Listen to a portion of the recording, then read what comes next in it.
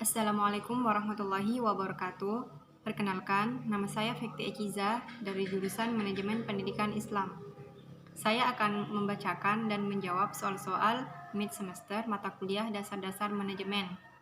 Soal yang pertama, apa perbedaan dan persamaan manajemen pendidikan dan manajemen secara umum? Jawaban saya yaitu manajemen pendidikan atau manajemen sekolah dalam perkembangannya disamakan dengan istilah administrasi sekolah. Antara keduanya memilih persamaan yang sama-sama menekankan pada efisiensi dan efektivitas kerja untuk keuntungan yang lebih besar. Sedangkan perbedaannya adalah terletak pada ruang lingkupnya. Administrasi lebih luas ruang lingkupnya dibandingkan dengan manajemen. Soal kedua yaitu kemukakan yang dimaksud dengan perencanaan dan mengapa suatu kegiatan, lembaga, dan perusahaan perlu membuat perencanaan. Jawaban saya yaitu perencanaan merupakan proses-proses yang penting dari semua fungsi manajemen. Sebab tanpa perencanaan atau planning, fungsi pengorganisasian, pengontrolan maupun pengarahan tidak dapat berjalan. Dan mengapa suatu kegiatan, lembaga dan perusahaan perlu membuat rencana? Salah satu alasan utamanya yaitu menempatkan perencanaan sebagai fungsi organik manajerial, dan perencanaan merupakan langkah konkret yang pertama-tama diambil dalam usaha pencapaian tujuan. Soal ketiga yaitu kemukakan alasan utama diperlukan manajemen dalam suatu organisasi atau perusahaan. Alasan utama manajemen dibutuhkan dalam suatu organisasi atau perusahaan. Pertama-tama kita harus mengetahui bahwa ada 4 tujuan manajemen dalam sebuah organisasi. Yang pertama, tujuan sosial, yang kedua, tujuan organisasi, yang ketiga, tujuan fungsional, dan yang keempat, tujuan individu. Soal keempat yaitu kemukakan 2 pendapat ahli manajemen tentang apa saja fungsi-fungsi manajemen. Dari 2 pendapat tersebut, pilih salah satunya yang menurut Anda sesuai dengan fungsi manajemen pendidikan dan berikan alasan yang jelas mengapa Anda memilih pendapat ahli manajemen tersebut.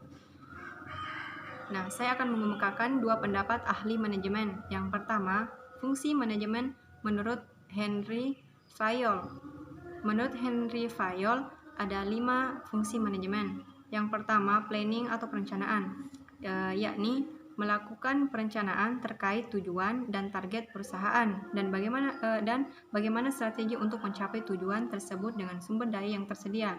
Yang kedua, organizing atau pengorganisasian, yakni melakukan sinkronisasi sumber daya manusia, sumber daya alam, sumber daya fisik, dan sumber daya modal dalam rangka mencapai tujuan perusahaan. Yang ketiga, commanding atau pengarahan, yaitu memberikan arahan kepada pekerja agar dapat menunaikan tugas mereka masing-masing sesuai standar yang telah diberikan. Yang keempat, coordinating atau pengkoordinasian, yakni melakukan berbagai kegiatan agar tidak terjadi kekacauan, bentrok, kekosongan kegiatan dengan cara menghubung-hubungkan dan menyelaraskan pekerjaan-pekerjaan sehingga saling bersinergi satu sama lain. Yang kelima, controlling atau pengendalian, yakni kegiatan memantau, membuktikan, dan memastikan seluruh kegiatan telah direncanakan, diorganisasikan, dan dikondisikan dapat berjalan sesuai target. Nah, yang kedua, fungsi manajemen menurut George R. Terry. Menurutnya, ada 4 fungsi manajemen. Yang pertama, planning atau perencanaan, yakni pembuatan dan penggunaan perkiraan-perkiraan atau asumsi-asumsi untuk masa yang akan datang dengan cara menggambarkan dan merumuskan kegiatan-kegiatan yang diperlukan untuk mencapai hasil yang diinginkan. Yang kedua, organizing atau pengorganisasian, yakni penentuan, pengelompokan, dan penyusunan kegiatan yang diperlukan untuk mencapai tujuan, penempatan pekerja, dan menyediakan sumber daya terhadap tiap pelaksanaan kegiatan. Yang ketiga, actuating atau pelaksanaan, yakni membangkitkan dan mendorong semua anggota kelompok agar berusaha dengan keras untuk mencapai tujuan organisasi atau perusahaan. Yang keempat, controlling atau pengendalian, yakni proses penentuan apa yang harus dicapai dan penilaian pelaksanaan kegiatan agar sesuai dan selaras dengan standar yang telah ditetapkan. Nah, dari kedua pendapat tersebut, menurut saya yang sesuai dengan manajemen pendidikan yaitu pendapat dari George R. Terry, yakni POAC atau Planning, Organizing, Actuating, dan Controlling. Mengapa? Karena POAC merupakan fungsi manajemen yang bersifat umum dan meliputi keseluruhan proses manajerial. Banyak para ahli menambahkan banyak pengertian dari fungsi manajemen, namun di antara banyak tambahan tersebut, di dalamnya sudah termasuk keempat fungsi yang diperkenalkan oleh George R. Terry. Soal kelima yaitu soal kasus.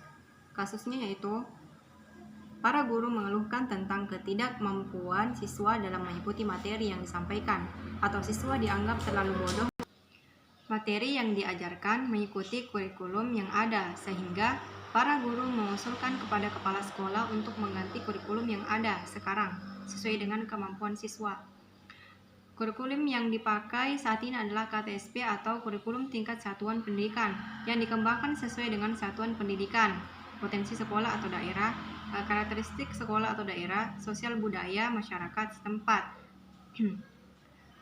dan karakteristik peserta didik. Kurikulum di Indonesia sendiri bersifat sentralisasi, yaitu kurikulum yang disusun oleh tim atau komisi khusus yang terdiri atas para ahli.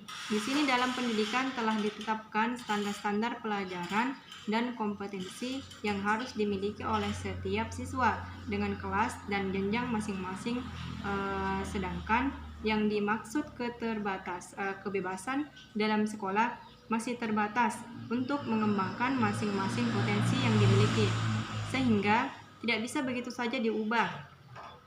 Kalau yayasan tersebut menggunakan kurikulum yang berbeda, maka akan ada ketidakseragaman, tidak adanya standar penilaian yang sama, adanya kesulitan bila terjadi perpindahan siswa ke sekolah lain, dan mungkin kurikulum yang tidak sesuai dengan kebutuhan masyarakat di Indonesia.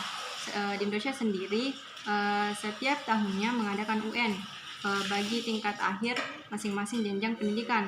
Hal ini ditunjukkan sebagai standarisasi pendidikan.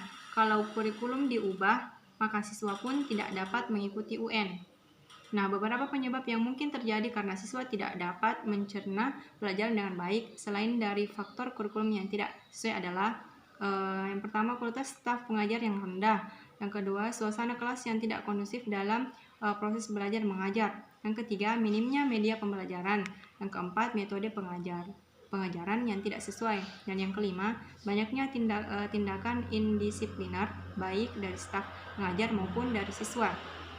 Nah, berdasarkan kasus tersebut, solusi yang saya lakukan jika saya sebagai kepala sekolah yaitu yang pertama, mengubah paradigma dari pengajar yang berbasis sistematik materialistik menjadi religius.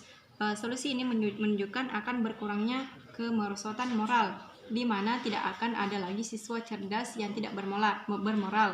Dan yang kedua, mengubah konsep awal paradigma kurikulum menjadi alur yang benar untuk mencapai suatu tujuan yang sebenarnya. Yang ketiga, melakukan pemerataan pendidikan melalui sarana dan prasarana ke sekolah-sekolah.